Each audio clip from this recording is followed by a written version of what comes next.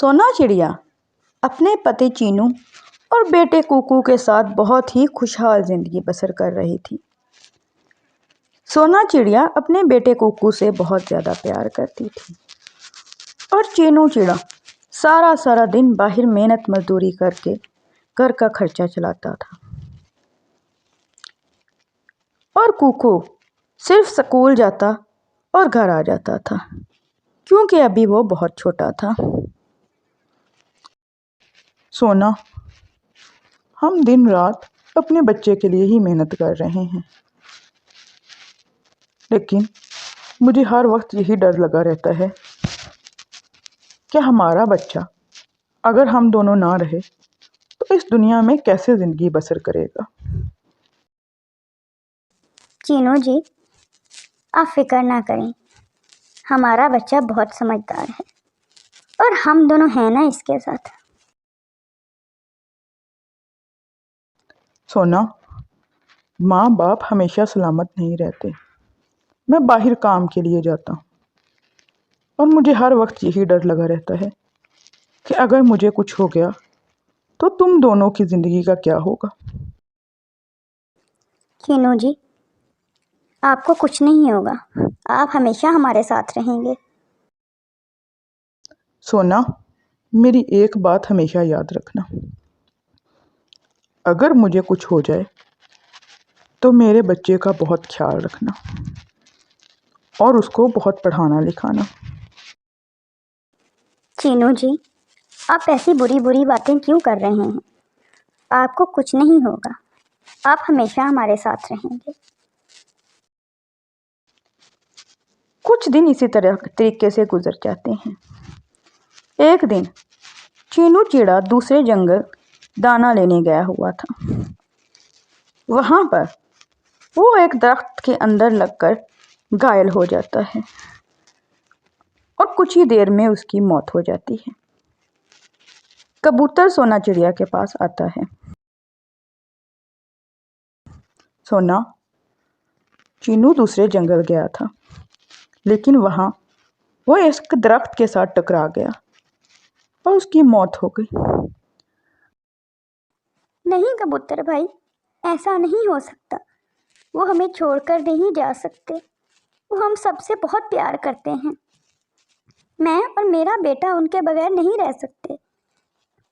आप ऐसे ना कहें, उन्हें कुछ नहीं हो सकता। नहीं सोना, कुदरत की शायद यही मर्जी थी।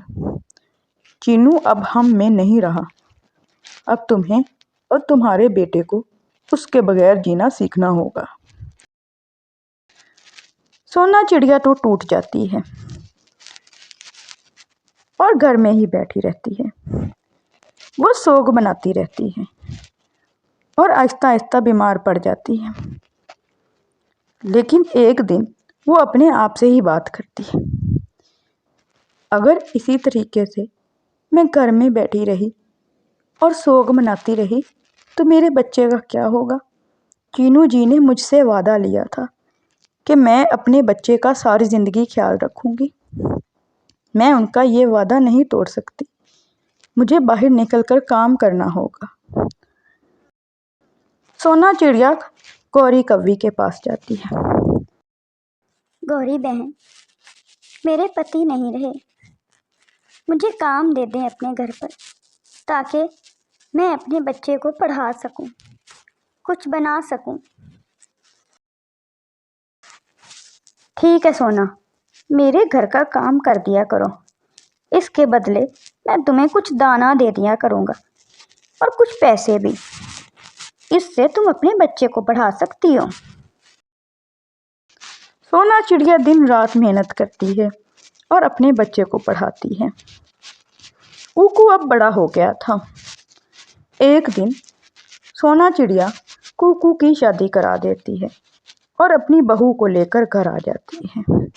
वो अपनी बहू से कहती है, बहू, अब तक मैंने इस घर को संभाला है, अब तुम्हारा फर्ज है, अब तुम इस घर को संभालो। हाँ माँ जी, मैं ज़रूर इस घर को संभालूंगी। मैं आपका भी ख्याल रखूंगी और इस घर को भी संभालूंगी। सोना चिड़िया बहुत ही ज़्यादा खुश होती है। चीनू एक फर्माबरदार बेटा था, लेकिन आहिस्ता आहिस्ता सोना चिड़िया बीमार रहने लगती है और कुछ दिन गुजर जाते हैं। देखो कुकू, मैं तुम्हारी माँ की नौकर नहीं हूँ जो सारा दिन उसकी खिदमतें करती रहूँ। मुझे नहीं पता, मुझे अब अलग घर चाहिए। हमारा अंडा आने वाला है और हमारा बच्चा क्या इस माहौल में पैदा होगा, या अपनी माँ को कहीं और भेजो, या फिर हमारे लिए अलग घर बनाओ। लेकिन मेरे पास तो इतने पैसे नहीं हैं कि मैं अलग घर बनाऊं। तो फिर वो जो तुम्हारा पुराना वाला घोंसला है ना, अपनी माँ को वहाँ छोड़ आओ। वैसे भी कितनी उम्र रह गई होगी इसकी बाकी। जाओ, इसको वहाँ छोड़ आओ। कुकू अपनी माँ के पास आता है। माँ, आप बहुत ज़्यादा बीमार रहने लगी हैं और अब मेरी बीवी का अंडा आने वाला है। वो आपका ज़्यादा ख्याल नहीं रख सकती। मैं सोच रहा था कि मैं आपको पुराने वाले घोंसले में छोड़ आऊँ। लेकिन कुकू बेटा, मैंने तो आज तक आपके लिए सब कुछ किया है। आपके लिए ही तो जीती रही हूँ मैं। अब आप ही मुझे छोड़ आओगे तो मेरा कौन है? माँ, मेरी मजबूरी है। मैं अपने बच्चे के बगैर नहीं रह सकता और मेरी बीवी अगर मुझे छोड़ के चली गई तो वो मेरे बच्चे को भी साथ ले जाएगी। इसीलिए आपको वहाँ जाना होगा। कुकू अपनी माँ को वहाँ छोड़कर अपनी बीवी के पास आ जाता है और सोना चिड़िया को बेचारी को अकेली जिंदगी गुजारने पर मजबूर कर देता है। कुकू के घर एक बेटी पैदा होती है। कुछ ही दिन गुजरते हैं, कुकू की बेटी अपने माँ बाप को भी उस घर से निकाल देती है। माँ, पापा, मैं शादी करने लगी हूँ। मैं और मेरा पति अब इस घर में रहेंगे। आप दोनों अब इस घर में नहीं रह सकते। लेकिन बेटी, हमने तुम्हारे लिए क्या नहीं किया? तुम अब हमें इस घर से कैसे निकाल सकती? वैसे ही माँ पापा, जैसे आपने अपनी माँ को निकाला था, जैसे पापा आप अपनी माँ को निकाल सकते हैं, उन्होंने तो अकेले आपको पाला था, तो मैं आप दोनों को क्यों नहीं निकाल सकती? निकल जाएं इस घर से। प्यारे दोस्तों, इस कहानी से हमें यह सबक मिलता है कि जैसा करोगे वैसा भरोगे। अगर किसी के साथ अच्छा करोगे तो आपके साथ भी अच्छा होगा, और अगर किसी के साथ बुरा करोगे तो आपके साथ भी बुरा होगा। माँ बाप का हमेशा ख्याल रखना चाहिए। प्यारे दोस्तों, आज का सवाल ये है कि चीनू चिड़े की मौत कैसे होती है? जवाब कमेंट सेक्शन में ज़रूर बताइएगा। टुनी चिड़िया ने सेब का दरख्त लगाया हुआ था। वो उस दरख्त से सेब उतारती और फिर उन सेबों को बेचकर अपना गुजारा कर रही थी। इसी तरीके से उसकी ज़िंदगी गुजर रही थी। एक दिन वो दरख्त कुछ लोगों ने काट दिया। टुनी चिड़िया बहुत ज़्यादा परेशान हुई और अपनी बेटी से मशवरा किया, और दोनों माँ बेटी ने मिलकर मशवरा किया कि वो बिरयानी का स्टॉल लगाएंगी। तो उन्होंने वैसा ही किया। उनका बिरयानी का स्टॉल अच्छा खासा चल रहा था, लेकिन कालू कौवा और नाटी कौवी इससे बहुत ज़्यादा जेलस होते थे। एक रात उन दोनों ने बैठकर उनका काम ख़राब करने की साजिश की। अगले ही दिन सुबह सुबह कालू कौवा और नाटी कौवी जाकर टुनी चिड़िया के स्टॉल के बाहर बैठ जाते हैं। वो देखते हैं कि अभी तक टुनी चिड़िया अपने स्टॉल में मौजूद नहीं थी।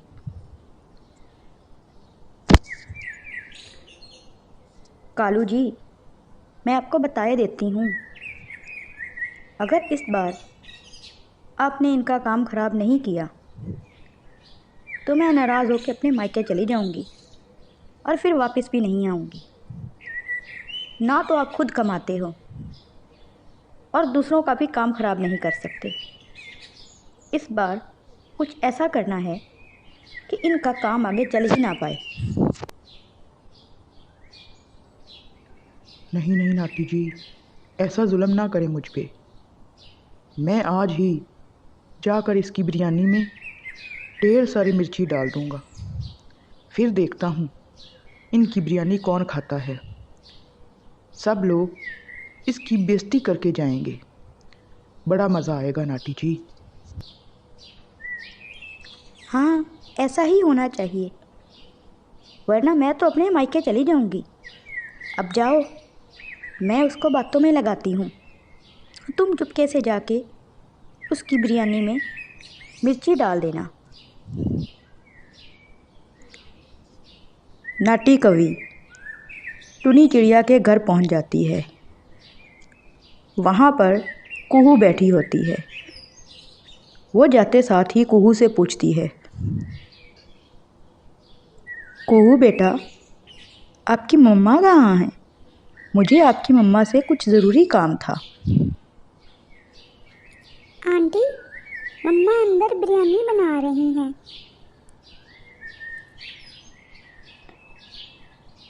बेटा, उनको थोड़ी देर के लिए बुलाओ तो सही, मुझे उनसे कुछ ज़रूरी बात करनी है।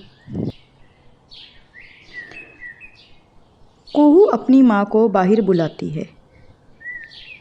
टुनी चिड़िया किचन से बाहर आ जाती है और आकर अपनी बेटी के पास बैठ जाती है।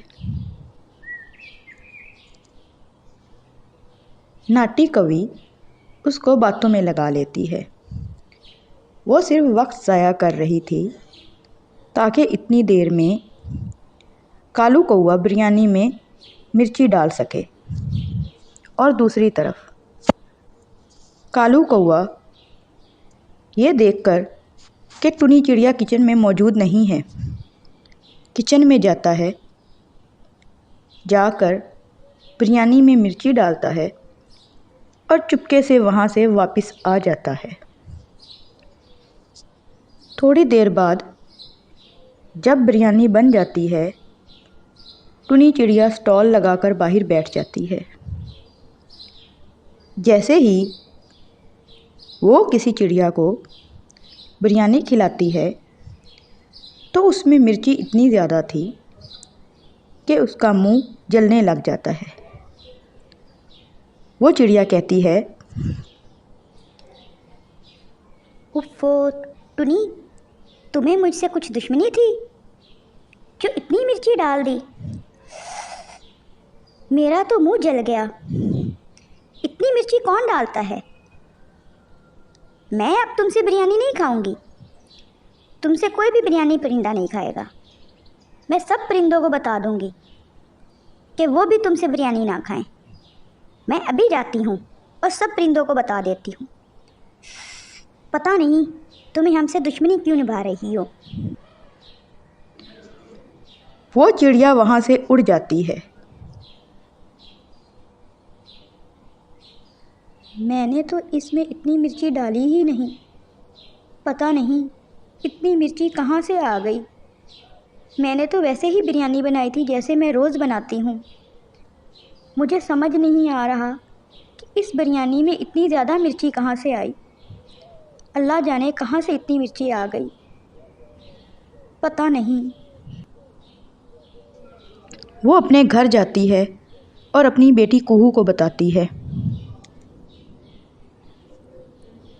कुहू बेटा, हमारा ये काम भी बंद होता नज़र आ रहा है। आज पता नहीं बिरयानी में ज़्यादा मिर्ची कैसे डल गई। हद से ज़्यादा मिर्ची थी। मुझे चिड़िया डांट कर गई है, मुझ पर बहुत गुस्सा कर रही थी। वो कह रही थी कि मैंने जानबूझकर बिरयानी में मिर्ची डाली है। मुझे तो बहुत ज़्यादा परेशानी हो रही है। पता नहीं अब हम क्या करेंगे। कोई बात नहीं मम्मा, हम दोबारा से बिरयानी बनाएंगे। सब परिंदों को अपने घर बुलाएंगे और फ्री में बिरयानी खिलाएंगे।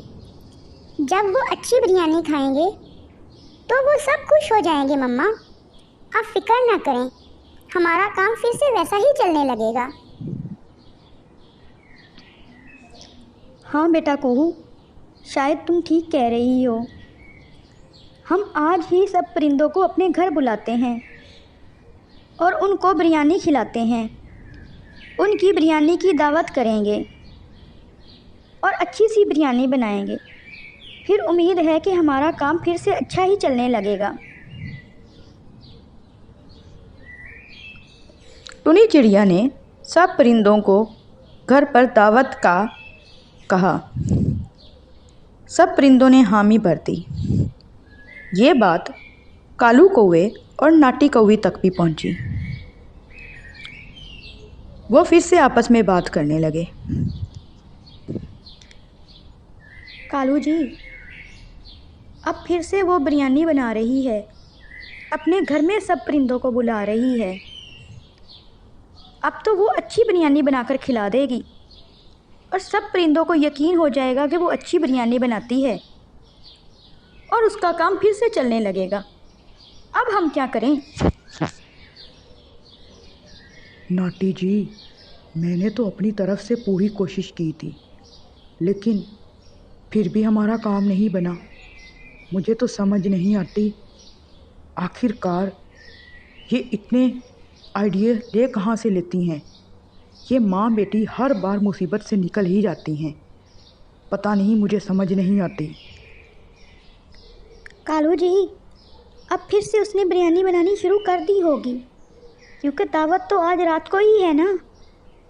अब फिर से जाएं और वही काम करें जो पहले किया था, ताकि उसकी बिरयानी ख़राब हो जाए और हम लोग फिर से कामयाब हो जाएं। ठीक है नाटी जी, जो आपका हुक्म। मैंने पहले कभी आपका हुक्म टाला है? मैं जाता हूँ और वही काम करता हूँ। उसकी बिरयानी में खूब मिर्ची डालूँगा और सब लोग इस बार भी उसकी बेइज्जती ही करके जाएंगे। दूसरी तरफ सभी परिंदे टुनी चिड़िया के घर में दावत के लिए जमा होते हैं और कोहू उनके पास बैठी होती है। वो सब मिलकर आपस में बातें कर रहे होते हैं। कालू कौवा फिर से मौका तलाश करके किचन में घुस जाता है। वो देखता है कि किचन में कोई भी नहीं है। वो अभी बिरयानी में मिर्ची डालने ही वाला होता है कि ऊपर से टुनी चिड़िया आ जाती है। वो उसको देखते साथ ही उसकी पिटाई लगाना शुरू कर देती है। बाहर बैठे सब परिंदों को भी पता चल जाता है कि ये काम कालू कौवा कर रहा था। टुनी चिड़िया उन सबको बिरयानी खिलाती है। वो सब बिरयानी खाकर बहुत खुश होते हैं और उसकी बिरयानी की बहुत ज़्यादा तारीफ़ करते हैं और उससे माफ़ी मांगते हैं कि उन्होंने उस पर शक किया। टुनी चिड़िया फिर से अपना स्टॉल लगाना शुरू कर देती है और उसका काम पहले की तरह ही बहुत ही अच्छा चलने लगता है।